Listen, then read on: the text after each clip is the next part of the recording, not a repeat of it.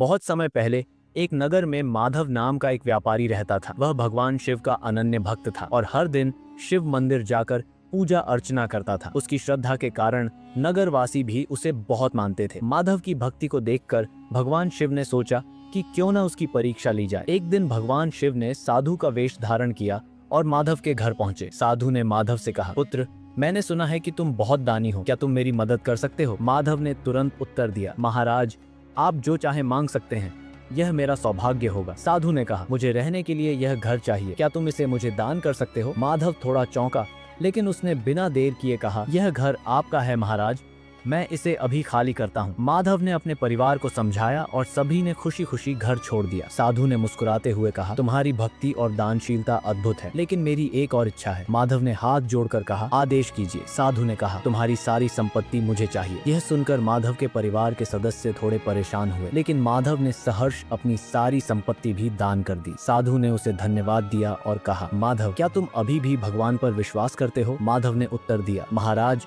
भगवान ने ही यह सब दिया था और अब उन्होंने इसे वापस ले लिया। मैं फिर से मेहनत करूंगा, लेकिन मेरी भक्ति अडिग रहेगी। साधु ने अपनी असली पहचान प्रकट की और भगवान शिव के रूप में प्रकट हुए। शिव ने कहा, माधव, तुमने अपनी श्रद्धा और दानशीलता से मेरा हृदय जीत लिया। तुम्हें कभी भी किसी चीज की कमी नहीं होगी। भगवान शिव ने आशीर्वाद दिया और माधव को उसका घर और संपत्ति लौटा दी। उस दिन से माधव का विश्वास और मजबूत हो गया और नगरवासी उसे सच्चे भक्त के रूप में पूजने लगे। शिक्षा यह कहानी हमें सिखाती है कि सच्ची भक्ति और दानशीलता को परीक्षा से गुजरना पड़ता है, लेकिन जो सच्चे मन से ईश्वर पर विश्वास करता है, उसे कभी हार का सामना नहीं करना पड़ता।